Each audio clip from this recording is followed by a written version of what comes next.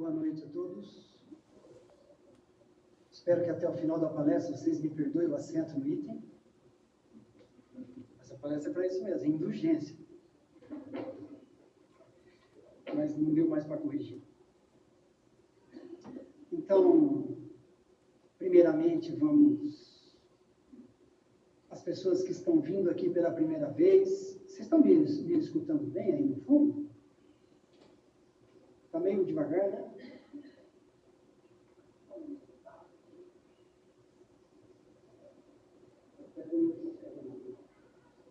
Não, tá bom. Aí, agora vai. Então, as pessoas que estão vindo pela primeira vez, sintam-se acolhidos. Espero que seja um ponto de referência na vida de vocês e que vocês possam ter uma relação longa com esse centro, como muitos de nós aqui tivemos. E toda a espiritualidade que também assiste, que vem ao Centro Espírita, quando tem as palestras, os trabalhos, sejam todos bem-vindos. E para participar dessa sala que já foi preparada previamente, vamos fazer a oração que o Mestre nos ensinou. Tá? Pai nosso que estais no céu, santificado seja o vosso nome. Venha a nós o vosso reino, seja feita a vossa vontade, assim na terra como no céu. O pão nosso de cada dia nos dai hoje. Perdoai as nossas ofensas, assim como nós perdoamos a quem nos tem ofendido. E não nos deixeis cair em tentação, mas livra-nos, Senhor, todo mal, que assim seja. Graças a Deus. O tema da palestra de hoje é indulgência. Eu só fui aprender o que era indulgência no Espiritismo, não conhecia essa palavra. E muitos de vocês estão entrando aqui hoje também não sabem o que é indulgência. Indulgência tem a ver com tolerância, com paciência, com perdão. A Cláudia explicou na última palestra, mas ela tem mais uma coisa de compreensão da tua parte em relação a outra pessoa. Então, a indulgência, isso aqui é só uma referência, né? Ela vem do latim. Eu vou explorar hoje mais o lado da tolerância, e ela se caracteriza pela compaixão que se demonstra pelo próximo e pelas suas imperfeições. Você precisa perceber no outro, para você não estabelecer um círculo que te isola da outra pessoa. Você não dá nenhuma chance para ela. E aí você se torna uma pessoa intolerante. Todos nós, se fizermos um mergulho dentro de nós mesmos, em maior ou menor dose dentro do nosso coração, nós vamos encontrar raízes onde residem a intolerância. Mas para isso nós precisamos de uma reflexão. A gente fala em reflexão, o pessoal pensa que é aquela posição de lótus, agora vai. Nada disso. É prestar atenção na sutileza das nossas imperfeições. E o nosso maior inimigo somos nós mesmos, ele reside dentro de nós mesmos.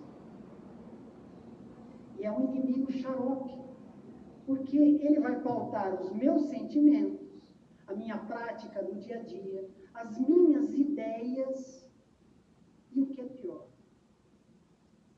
ele vai criar cristalizações, que são hábitos. Hábitos formam padrões de comportamento, difíceis de serem tirados. Isso vai determinar o meu destino do dia a dia. Eu vou seguir aquele padrão. Ninguém pode ferir mais a mim mesmo do que eu. Ninguém pode. Mesmo que o outro, mesmo aquela pessoa da família que você acha que é intragável, ninguém pode ferir mais você do que você mesmo. É um impacto na sua vida, isso, sem que você às vezes perceba, e ele tem um potencial destruidor, a intolerância. Mas, como nós não estamos abandonados, nós temos o maior programa educativo educacional da humanidade, que se chama Evangelho. Então a gente pensa em Evangelho, Mateus, não. Lá tem indulgência, lá tem perdão, lá tem educação. Não sei se vocês se lembram, a educação antigamente, as crianças eram adultos miniaturizados. As crianças eram tratadas como adultos miniaturizados. Depois, com Rousseau, Pestalozzi, eles passaram a ser seres em formação. Melhorou um pouquinho. Mas com Kardec, não. Depois do Espiritismo, ele passou a ser um ser comprometido e empenhado com os nobres embates em busca do seu aprimoramento moral. Ficou mais complicada a criança, né? Isso soluciona o problema da psicologia, que é o quê? Aquela criança problema, que você não entende, ela não se relaciona com ninguém, ela é agressiva, ela é isso, ela é aquilo, num lar saudável. Quem é aquela criança? Um ser milenar que encarnou. Por isso que essa definição do Kardec é sensacional. Mas não existe programa educacional que funcione, nenhum, se o aluno não reconhecer as suas carências. Não tem jeito. O aluno precisa reconhecer as suas carências, ele precisa olhar para si, para que ele possa assimilar os conhecimentos. Isso já vem de 6.000 anos, lá no Egito. O Egito era um povo que cuidava muito do coração, era o único órgão que não era extirpado. O cérebro não valia nada. E no Egito, isso 6.000 anos. Qual que é esse desenho aqui? O que quer dizer isso? Eu não vou ler, que dá sono, mas é assim, barqueiro, olhe para o centro do seu barco, olhe para o nome que está escrito no escudo. Escudo é aquilo que nós todos temos, que nós defendemos. Pare de remar um pouco e veja o Deus que você está carregando. Quem que nós estamos carregando hoje? O Deus do materialismo? Daquele trabalho que nos suga e não dá tempo de ler um livro? Esse é o Deus que você está carregando? Do egoísmo, do orgulho, da vaidade? Vai faltar dedo para eu contar. Então ele fala, barqueiro, pare de remar um pouco. Olhe para o Deus que você está carregando. Depois, no oráculo de Delfos, na Grécia, conheça-te a ti mesmo, atribuído a Sócrates. E no livro dos Espíritos, questão, se não me engano, 919, pergunta, o que fazer para se livrar do mal e alcançar a felicidade? Resposta de Santo Agostinho, como espírito, conheça-te a ti mesmo. É o mesmo do Egito, é o mesmo dos Vedas, da Índia, o mesmo de Krishna, na China, Hermes Trismegisto, a mesma filosofia. Sem você conhecer a si mesmo, você não consegue, não há programa educacional que resista. Bom,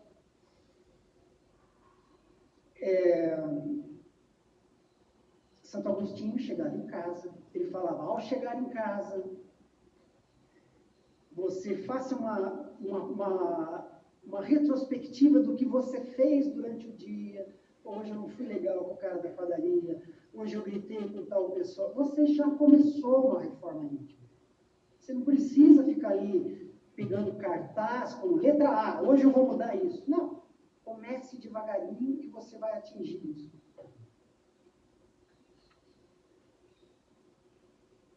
No livro Religião dos Espíritos, o Emmanuel, ele fala assim, examine as próprias aflições.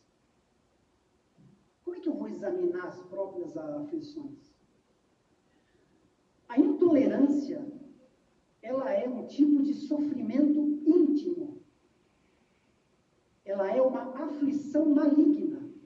Você cria padrão vibratório, esse padrão vai estabelecendo vibrações, vai influenciando as suas células registro íntimo, e essas células começam a reproduzir células baseadas no padrão que você estagia. Consequentemente, você adoece. Agora, vamos falar um pouquinho de aflição. Bem-aventurados os aflitos, que serão consolados. O que você vai ser consolado? Tudo vai ser consolado? Existem aflições que serão consoladas. E se você consolar com Cristo, o fardo vai ser mais leve e o jugo, aliás, o fardo vai ser mais leve e o jugo suave. Perfeito. Mas essas são as aflições dever. O que é uma aflição dever? É aquilo que eu combinei lá em cima. Ó, vai lá, você vai ter que passar por isso, você cometeu alguns erros, isso aqui você vai limpar. O universo é limpinho, gente. Cada um limpa a sua sujeira. Cada um não tem jeito. Então você vem com uma programação para limpar a sujeira que você fez e você vai passar por provas. Essas provas vão fazer com que você evolua espiritualmente, ressignifique coisas que você dava importância. Isso vai ser consolado. Aquela coisa que você acha que não tem fim, mas você sabe que é uma prova. Isso vai ser consolado. Agora, tem coisa que não vai ser consolada. É o mau uso do seu livre-arbítrio. As escolhas infelizes que você faz. Isso não. Isso precisa ser educado.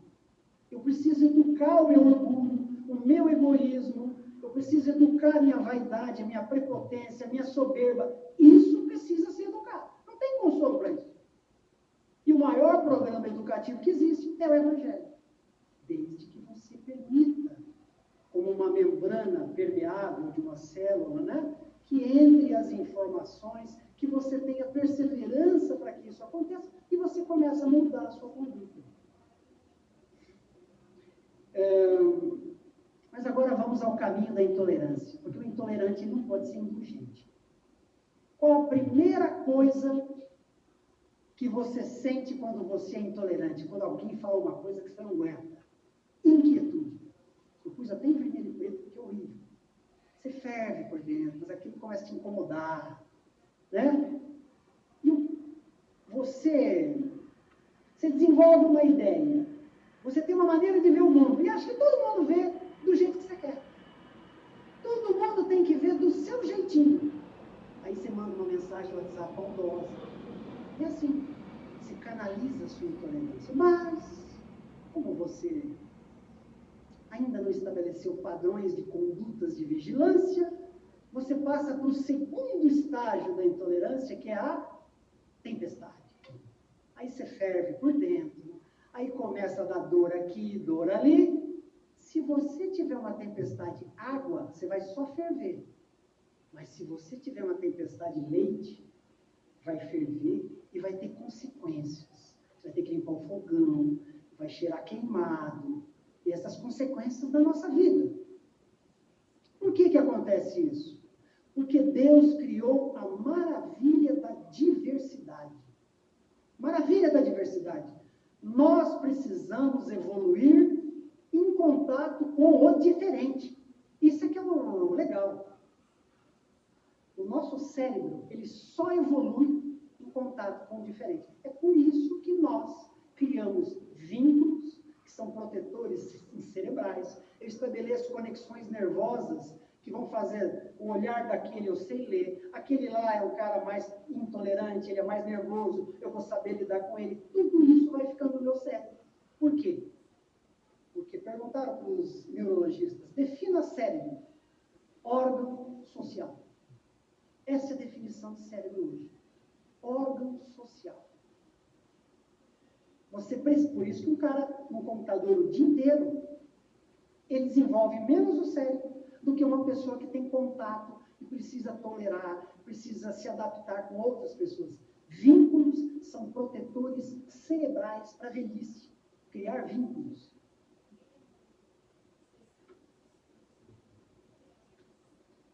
Só que nós estamos num planeta de transição planetária. Tudo está fervendo. Temos dramas, temos ansiedade, às vezes descuidamos, caímos em depressão. E o que nós queremos? Nós queremos paz no trabalho, paz na escola, paz no centro espírita, paz nas nossas relações com os diferentes. Mas para isso isso. Nós precisamos entendê-los. E através dessa paz, eu atinjo o quê? A plenitude. O que é plenitude? Uns têm mais, outros têm menos, minha vida é pequena, a outra é grande. Plenitude é quando a sua vida, aquilo que se conseguiu, aquilo que você consegue de você, cabe no momento presente, sem aperto. E você desfruta desse conforto sem sentir falta de absolutamente nada. O mundo pode estar caindo, que você está pleno. Mas você não tomou cuidado com o segundo estágio da tempestade. Primeiro, inquietação. Depois, a tempestade. E aí vem o quê?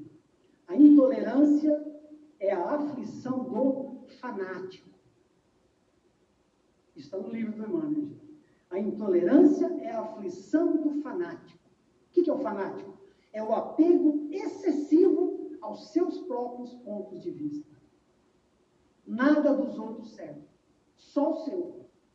Tudo que você fala não pode ter contestação e você faz questão de responder. Você não consegue se abrir. Não cria, pelo menos uma semi-permeabilidade nessa membrana. Então, qual que é a sequência de uma aflição dessa? Depois do fanatismo. Inquietação, tempestade interna, fanatismo. O fanatismo cria o quê? Uma cegueira. A cegueira faz violência e barbárie. Pessoas são diferentes. Pessoas sentem diferentes. Têm objetivos diferentes. E isso é que é legal. Porque senão você não evolui. Bom, eu já defini isso. Agora é o seguinte, o que isso tem a ver com indulgência? O que seria uma indulgência? Seria me interessar pela outra pessoa. Seria uma espécie de empatia. Mas espera aí, empatia não é sentir o que o outro sente? Eu tenho empatia por aquela pessoa? Essa é uma empatia afetiva. O cara está lá na calçada com aquela ferida, você fala, nossa, gente, que vontade de ajudar. Isso é uma empatia afetiva. Nossos irmãos turcos, São Sebastião, o litoral, a gente fica tocado por aquilo ali. Isso é uma empatia afetiva. Mas, quando eu conheço alguém que eu não suporto, se ele passar numa calçada, eu vou na outra calçada. Eu não aguento olhar para aquela pessoa, mas ela tem algo para me ensinar. Isso é uma empatia cognitiva, porque ela vem do raciocínio, empatia cognitiva positiva. Você está tirando alguma lição daquela pessoa, e isso faz com que você não se afaste tanto dela. Mas ela tem algo para te ensinar. Bom, se tem a positiva, deve ter a negativa. Qual que é a negativa? Aquela pessoa é nervosinha. Eu vou instigá-la para florescer o nervosinho dela e ela se prejudicar. Empatia cognitiva negativa. Eu usei o conhecimento, me aproximei daquela pessoa que eu não suporto para prejudicar. Eu tenho a compreensão disso. E o que acontece, então, com duas pessoas que não se suportam? Eles criam círculos de isolamento. Círculos, gente, Leonardo da Vinci ia assim, ele ia invejar o meu desenho. Mas reparem nos olhinhos desse desenho. São círculos impenetráveis. Ou seja, é a inquietação, tempestade e fanatismo. Só que a partir de um certo momento eu resolvo ser indulgente com aquela pessoa. Ela tem algo para me ensinar. Então eu sou indulgente. Aliás, eu até tenho a inquietação porque eu não suporto ela. Eu tenho a inquietação, eu sou indulgente e aí eu pratico a empatia cognitiva. A partir do momento que eu começo a me relacionar com aquela pessoa, que eu entendo as imperfeições dela, eu compreendo aquela pessoa, eu pratico a caridade plena, benevolência para com todos, indulgência para com as imperfeições e perdão das ofensas. Eu crio o quê? Paz interior. Aquilo não me incomoda mais. É isso. Bom, então para que serve uma educação espiritual? Você vem aqui, ouvir falar de Mateus, Lucas? Não. A educação espiritual me prepara para a morte, me prepara para a dor, me prepara prepara para os insucessos e me prepara para eu ter uma relação espiritual. Me prepara para eu ser um ser religioso, que é as consequências do espiritismo.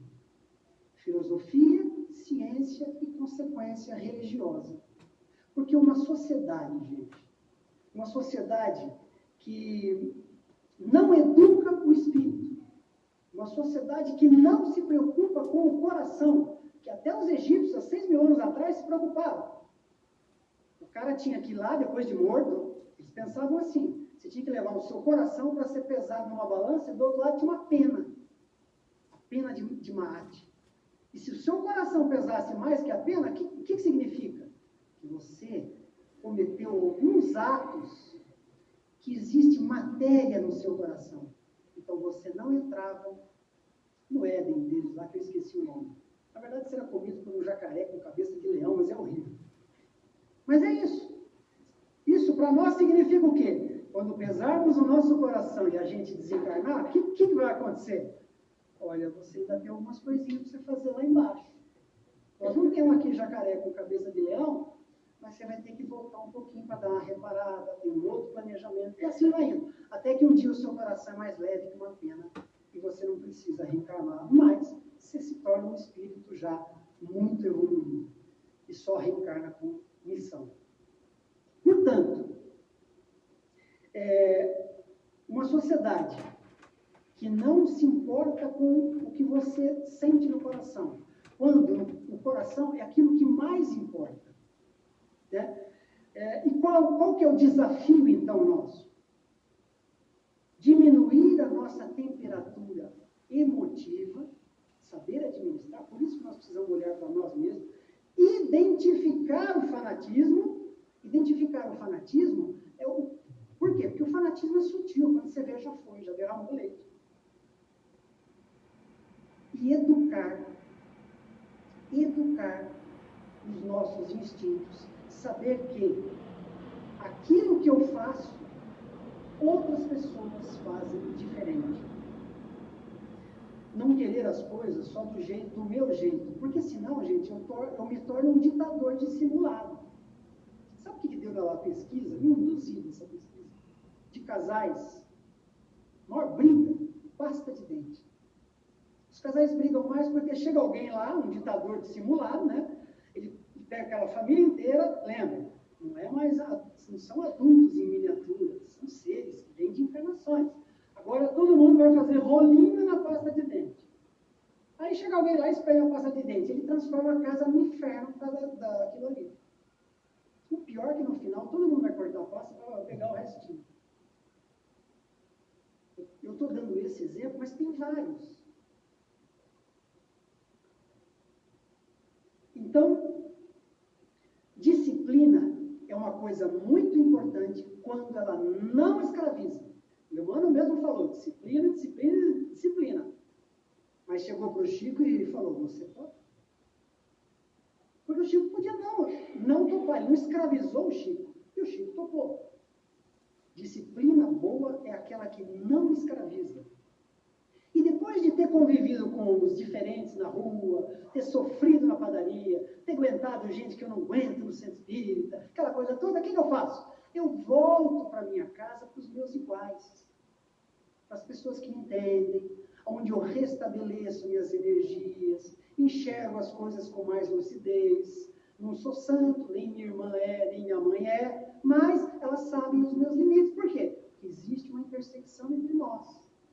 Aí a coisa me dá mais lucidez para eu enfrentar os diferentes no dia seguinte de novo. Por isso que o Evangelho no Lar é importante, para você zerar o caixa e voltar no dia seguinte de novo. Então, qual que é o trabalho da espiritualidade? O trabalho da espiritualidade é reeducar aqueles que tombaram, recuperar os caídos, educar os ignorantes. Ignorante não é quem não sabe. Ignorante é aquele que ignora. Está aqui um livro, não quero ler. Ele não vai pegar o conteúdo daquele livro. Então, é educar aqueles que ignoram. E eu vou deixar vocês aqui com uma coisa legal da Joana de Ângeles, do livro Diretrizes